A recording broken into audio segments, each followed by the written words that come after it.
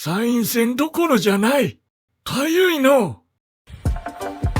ねえ、小太郎、そろそろ参院選だけど、投票行く？それどころじゃないよ。かゆくてしょうがない。